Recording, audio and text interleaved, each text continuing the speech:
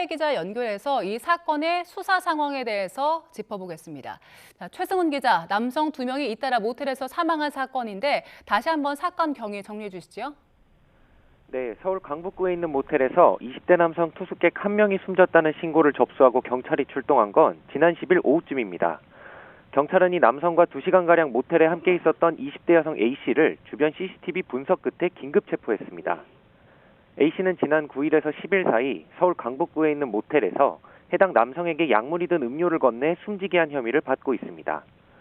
사건 현장에서는 맥주캔 등이 발견됐으며 남성의 몸에서는 공격 흔적이나 상흔은 발견되지 않은 것으로 파악됐습니다.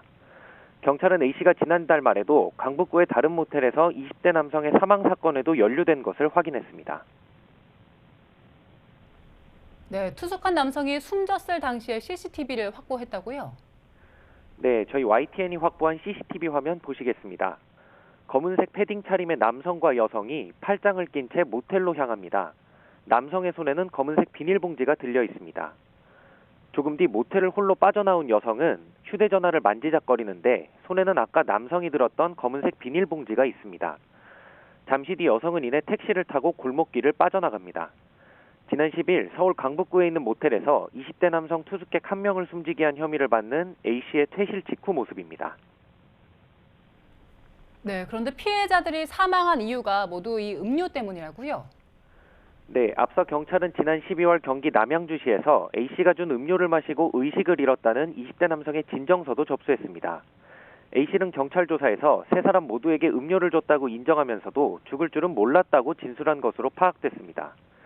A씨를 주거지 앞에서 긴급 체포한 경찰은 곧바로 주거지를 압수수색한 뒤 벤조디아제 핑계로 의심되는 약물과 A씨의 휴대전화를 확보해 포렌식을 진행 중인 것으로 확인됐습니다.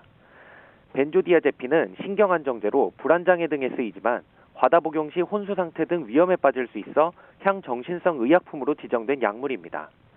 또 경찰은 국과수로부터 지난달 숨진 남성에게선 마약류가 검출됐다는 구두 소견을 받은 것으로 확인됐습니다.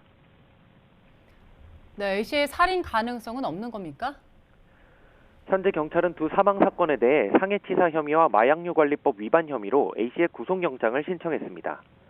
경찰은 A씨가 살인 의도를 갖고 범행했을 가능성을 배제하지 않고 있는데 수사 진행 상황에 따라 살인 혐의 적용 가능성도 검토하고 있습니다. 경찰은 A씨를 상대로 범행 이유와 추가 피해자가 있는지 등을 확인할 방침입니다. A씨에 대한 구속 전 피의자 신문은 조금 전 10시 반쯤 서울 북부지방법원에서 열렸습니다. 오전 10시쯤 출석한 A씨는 취재진의 질문에 모두 답하지 않은 채 법정으로 들어갔습니다. 지금까지 사회부에서 YTN 최승훈입니다.